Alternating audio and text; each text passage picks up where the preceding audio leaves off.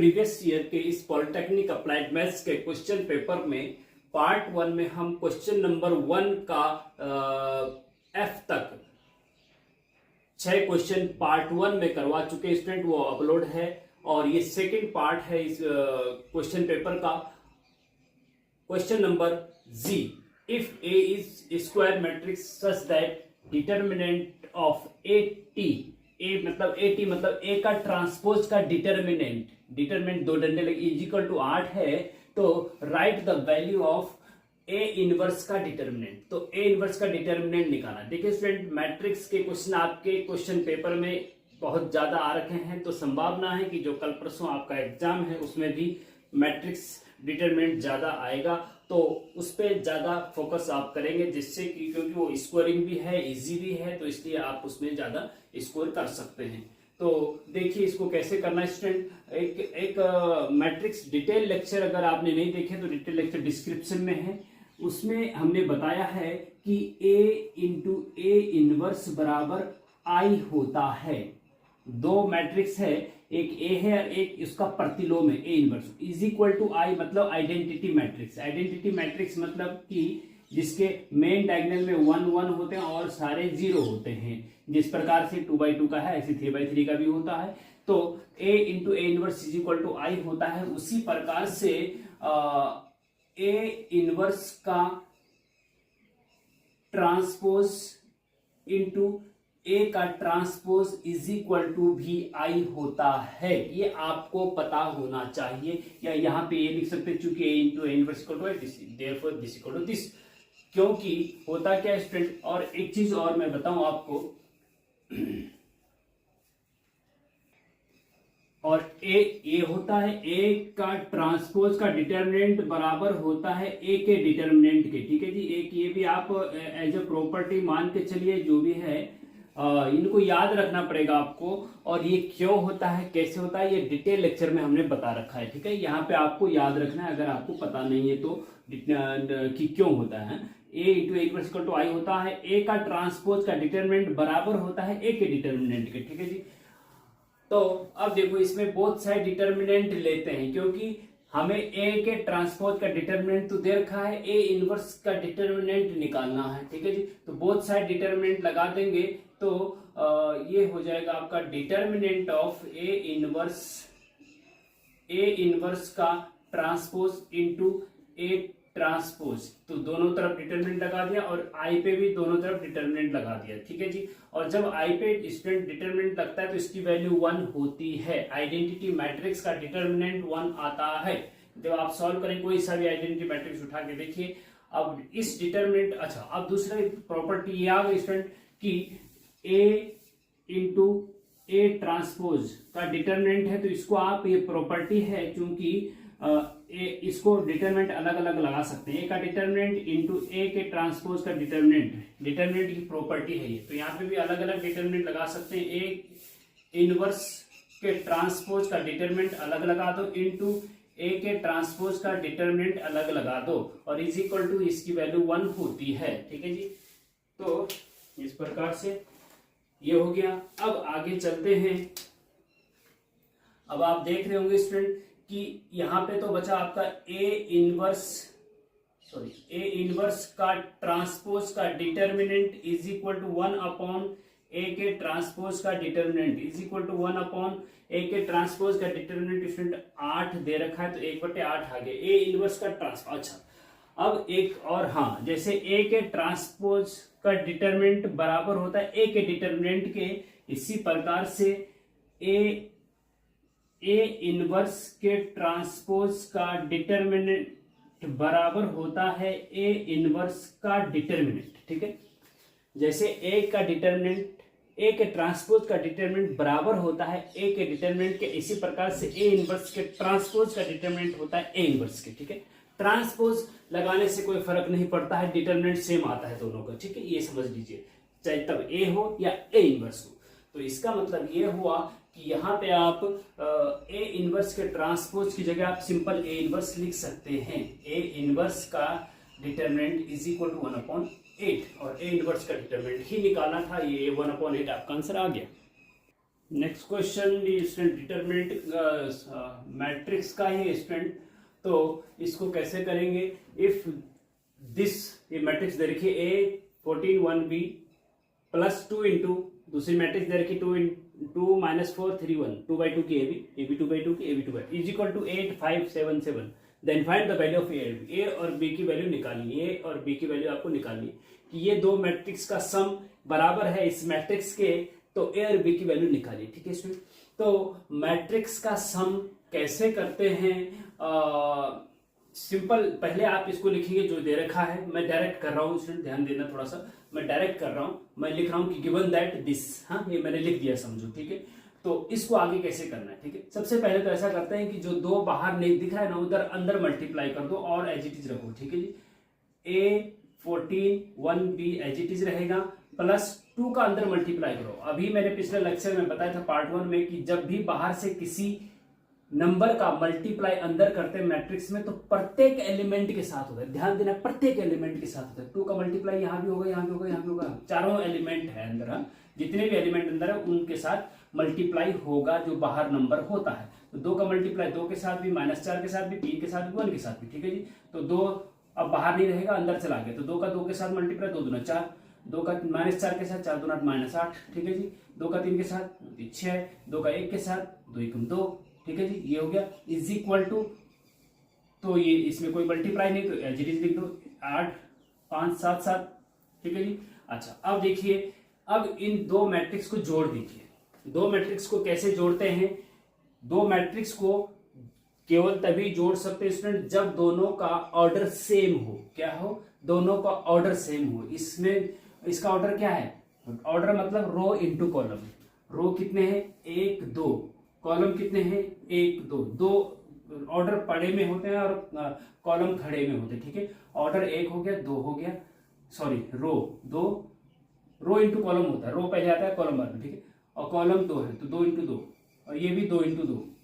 ठीक है, 2 into 2, 2 into 2, okay, 2 into 2, ये भी है 2, ऑर्डर सेम है तो ये जुड़ सकते हैं। और जुड़ कब कैसे सकते हैं, दो मैट्रिक्स कैसे जुड़ते हैं, संगत अवयव, हाँ करस्पॉन्डिंग एलिमेंट जुड़ते हैं। जैसे फर्स्ट रो फर्स्ट कॉलम का एलिमेंट कौन सा है, फर्स्ट रो फर्स्ट कॉलम का एलिमेंट ये है, तो ये जुड़ेगा इसके फर्स्ट रो फर्स्ट कॉलम से। इसका फर्स्ट रो फर्स्ट कॉलम का एलिमेंट कौन सा है, ये।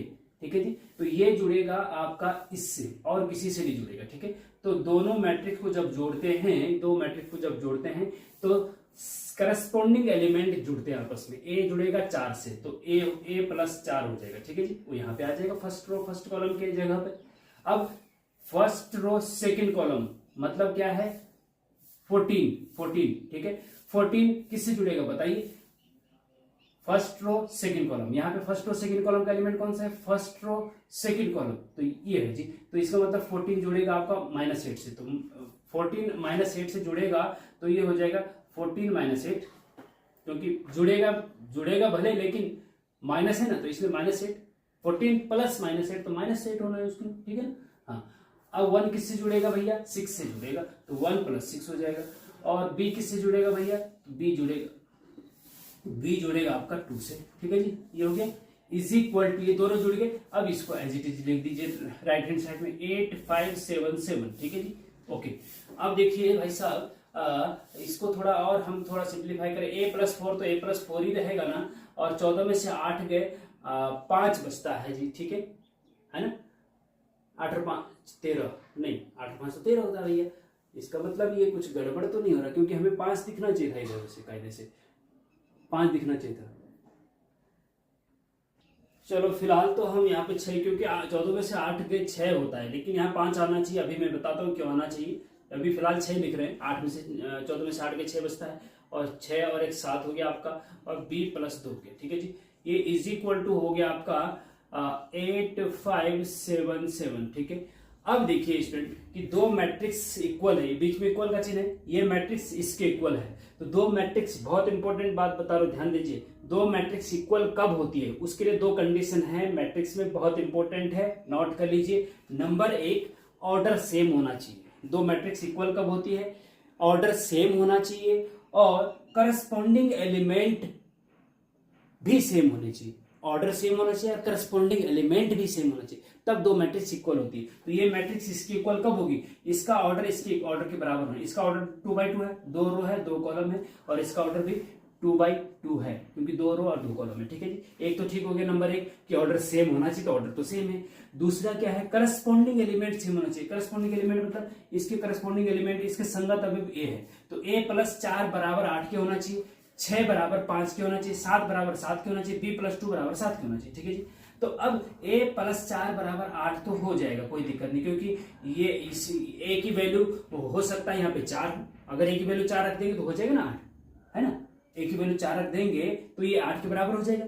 लेकिन और 7 के बराबर, ठीक है। b + 2 7 के बराबर कब होगा, जब यहाँ b की जगह 5 आएगा, तो ठीक है ये भी हो सकता है। लेकिन 6 = 5 नहीं हो सकता ना, 6 = 5 नहीं हो सकता, तो यहाँ ऑलरेडी 5 आना चाहिए था, क्योंकि आपके क्वेश्चन पेपर में गलती हुई है, क्योंकि यहाँ पे इस टाइप से क्वेश्चन बनना चाहिए था कि यहाँ पे 5 आ जाए। तो पेपर सेट करने वाले ने थोड़ा सा गलती करी है, या प्रिंटिंग मिस्टेक हुई है, ये मुझे नहीं पता, लेकिन गलती है, क्वेश्चन में गलती है। ठीक है जी, इसमें इसको सुधारना है अगर, तो यहाँ तो 5 ही होना चाहिए, तभी ये सॉल्यूशन ठीक हो सकता है, अदरवाइज ये सॉल्व नहीं हो सकता है। करस्पॉन्डिंग एलिमेंट सेम होना चाहिए ना, तो 6 = 5 थोड़ा हो सकता है। a + 4 = 8 तो हो जाए, क्योंकि a की वैल्यू 4 आ जाएगी, तो 4 + 4 8। लेकिन 6 = 5 तो किसी भी कंडीशन में नहीं हो सकता। तो हम अगर इस क्वेश्चन को सुधारें तो क्या करें जिससे कि ये यहाँ पे 5 आ जाए। तो 5 आने के लिए भैया इसमें इसको 13 करना पड़ेगा, 14 की जगह 13 करो, है ना। 14 की जगह इसको क्या करो, 13 करो जी। क्वेश्चन में 13 होना चाहिए, और जब 13 होगा तो अब देखो कैसे होता है। ये देखो 13 हो गया जी, ठीक है जी, 13 हो गया। अब यहाँ पे क्या हो जाएगा जी, ये 13 हो जाएगा जी, ठीक है जी। और 13 में से 8 के कितना बचता है जी, 5। अब 5 हो जाएगा जी। ये मैं सुधार रहा हूँ, हाँ, आपके क्वेश्चन में सुधार रहा हूँ, क्वेश्चन में गलती है जो क्वेश्चन पेपर है, ठीक है। तो अब ठीक हो गया। अब देखिए यहाँ पे आगे आप देखेंगे, अब आप देखेंगे आगे कि ए संगत अवयव सेम होना चाहिए, तो a + 4 8 के होना चाहिए। a + 4 बराबर किसके होना चाहिए, 8 के। तो यहाँ से a बराबर कितना आ गया, 8 - 4, 4 उधर ले जाओ, तो बराबर a बराबर क्या आ जाएगा, 4 आ गया। आंसर a बराबर 4 आ गया जी। तो देखो a बराबर 4 आ गया, तो 4 × 4 8, इसके बराबर हो गया। 7 7 के ठीक है, 5 5 के ठीक है। b + 2 एंड यहाँ पे लिख दे, चलो, एंड b + 2 किसके होना चाहिए, बराबर 7 के।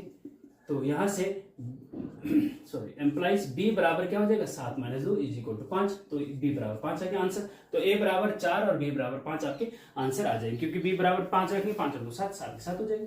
करस्पॉन्डिंग एलिमेंट सेम, दो मैट्रिक्स इक्वल तभी होती है जब ऑर्डर सेम हो, करस्पॉन्डिंग एलिमेंट सेम हो। तो इसलिए ये गलती थी, इसको हमने सुधार दिया, तो इस प्रकार से इसको कर सकते हैं। तो नेक्स्ट 2 क्वेश्चन वेक्टर से है, इसलिए मैंने दोनों एक साथ लिख दिए। पहला क्वेश्चन है, if a vector is equal to y + j - k and b vector is equal to this, तो a vector plus b vector का मापांक, दो डंडे a vector plus b vector का मापांक निकालना। मींस कि पहले a वेक्टर और b वेक्टर को जोड़ दीजिए, और जोड़ने के बाद जो आएगा फिर उसका मापांक निकाल दीजिए, मॉडुलस निकाल दीजिए। क्या निकालो, मॉडुलस निकालो। तो कैसे निकालेंगे, देखिए पहले वाला देखिए, सॉल्यूशन ऑफ i वाले का सॉल्यूशन देखिए। देखिए स्टूडेंट, सबसे पहले लिखेंगे गिवन दैट। गिवन है आपका ये, क्या है गिवन,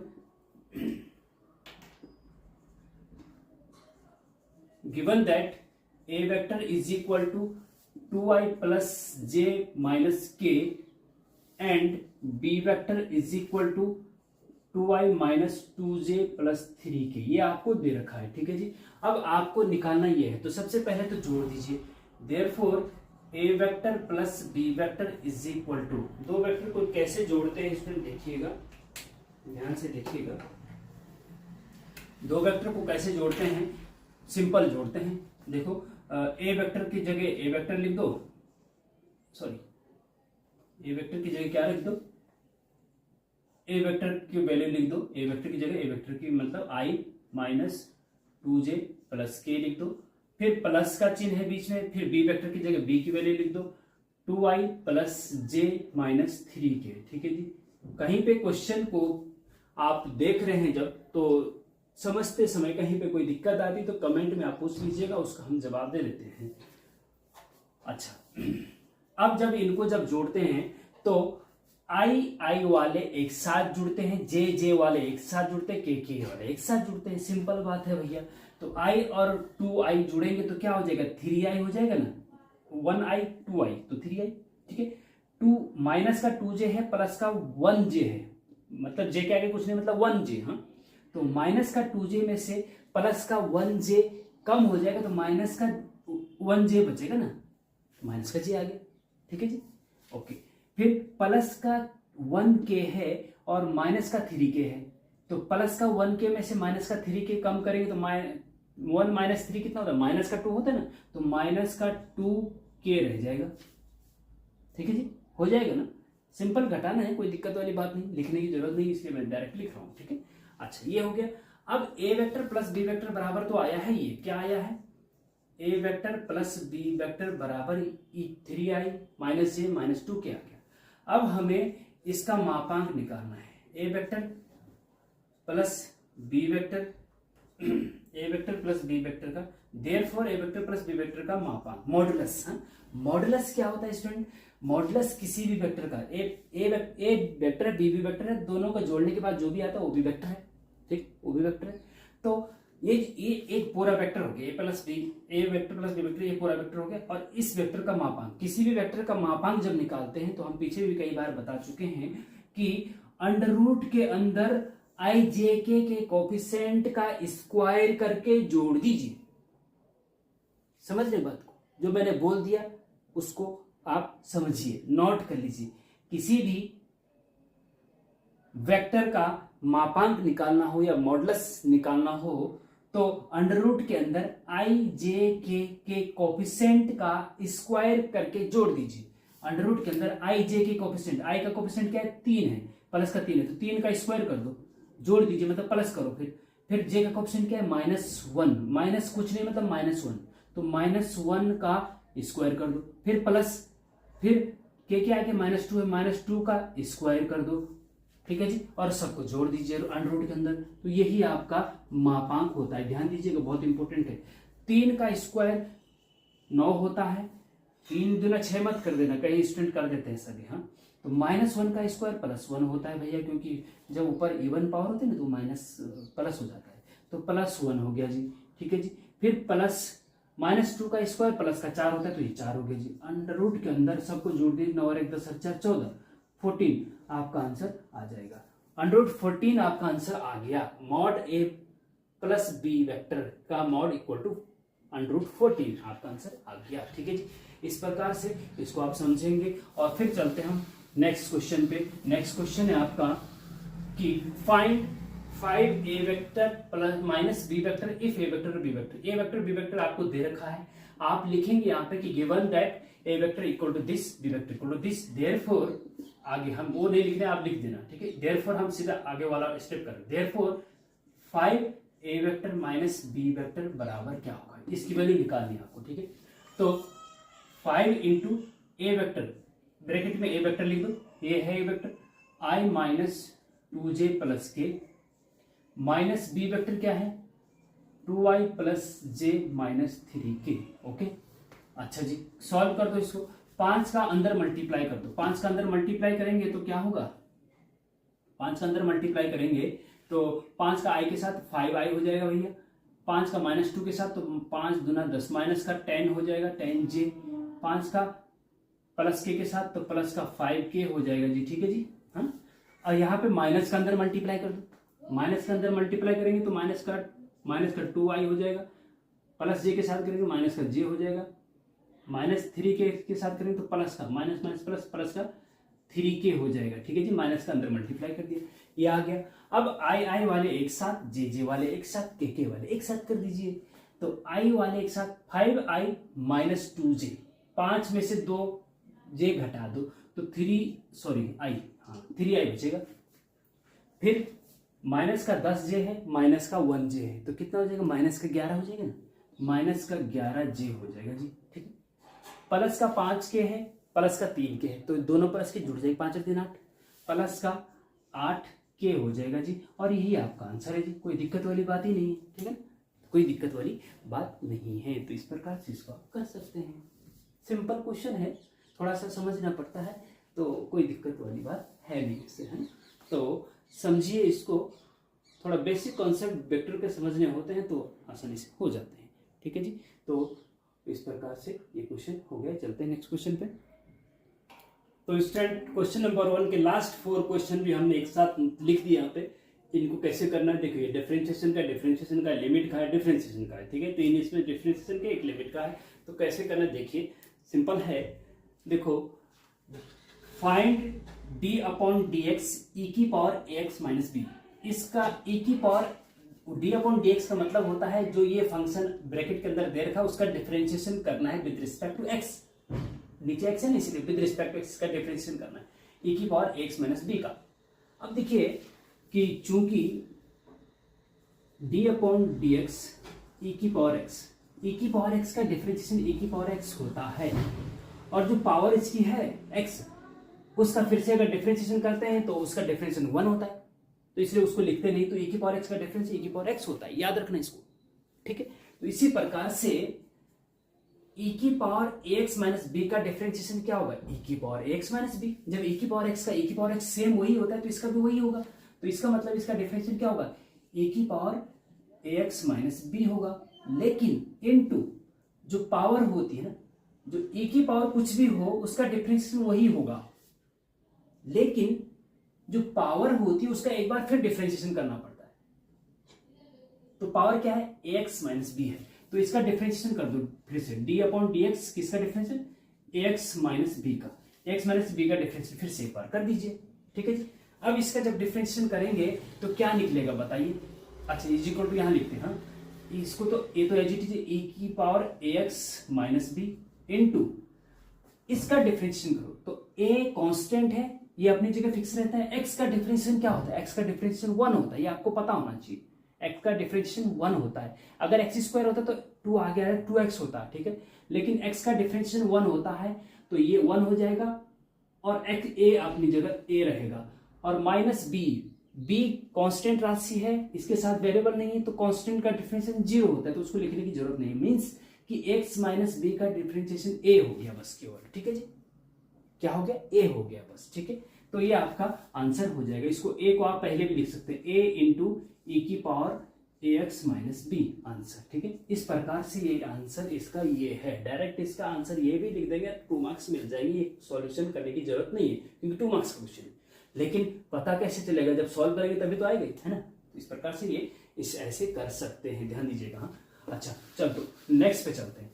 नेक्स्ट क्या है जी, ये है आपका नेक्स्ट क्वेश्चन है, साइन स्क्वायर एक्स का डिफरेंशिएशन करना है जी। हाँ, तो कैसे करेंगे साइन स्क्वायर एक्स का, देखो ऐसा है कि साइन स्क्वायर जो भी जितनी भी पावर हो, जैसे हम एक्स की पावर 5 का डिफरेंशिएशन जब करते हैं ना, तो 5 आगे आ जाता है और एक पावर कम हो जाती है, ये हो जाता है 5x की पावर 4। ठीक है, ऐसे ही यहाँ पे एक्स की साइन की पावर 2 है, तो 2 आगे आ जाएगा, जब इसका डिफरेंशिएशन करेंगे विद रिस्पेक्ट टू 2 आगे आ जाएगा, 2 और साइन की पावर 1 कम हो जाएगी, तो साइन एक्स रहेगा, एक पावर का मतलब sine x, 2 sine x into sine square x का तो हो गया 2 साइन एक्स, और साइन एक्स का, अब साइन स्क्वायर एक्स का तो 2 साइन एक्स हो गया, लेकिन जो अंदर था पावर छोड़ करके उसका फिर से डिफरेंशिएशन होता है, किसका, साइन एक्स का फिर से डिफरेंशिएशन होता है।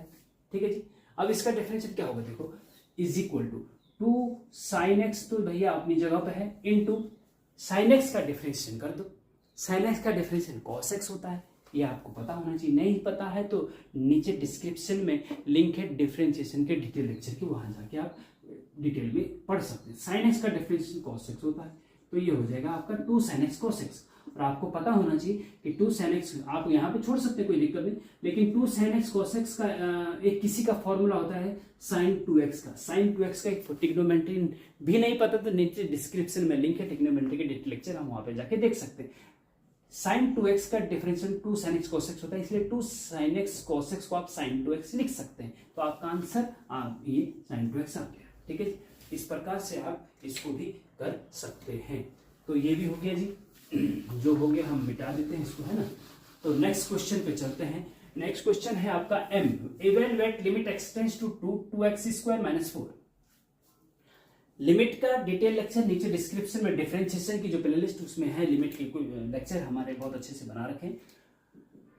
यहाँ पे लिमिट कैसे करना है, देखो मैं बार बार बोलता हूँ लिमिट के क्वेश्चन डिटेल लेक्चर में हमने बताया है कि जब भी लिमिट के किसी क्वेश्चन को सॉल्व करना है तो पहले एक बार लिमिट डायरेक्ट रख के देख लीजिए। अगर इनडिटरमिनेट फॉर्म आती है तो पहले तब डायरेक्ट नहीं रखेंगे, पहले उस इनडिटरमिनेट फॉर्म को रिमूव करेंगे, हटाएंगे। इनडिटरमिनेट फॉर्म क्या होती है? 0/0, इनफाइनाइट, इनफाइनाइट 1 की पावर इनफाइनाइट, इस प्रकार से 7 इनडिटरमिनेट फॉर्म होती हैं। अगर वो आती हैं तो पहले उसको हटाएंगे, अदरवाइज वही आंसर होगा। ठीक है, तो देखो लिमिट रख के देखो direct. Limit x tends to 2 का मतलब x की जगह 2 रख दो। लिमिट x टेंड्स टू 2 का मतलब फंक्शन में x की जगह 2 रख दो, तो लिमिट हट जाएगी। फिर 2 इंटू एक्स की जगह 2 रखेंगे तो 2 का स्क्वायर हो जाएगा। ठीक है जी, 2 का स्क्वायर हो जाएगा -4, 2 इंटू एक्स की जगह 2। ठीक है जी।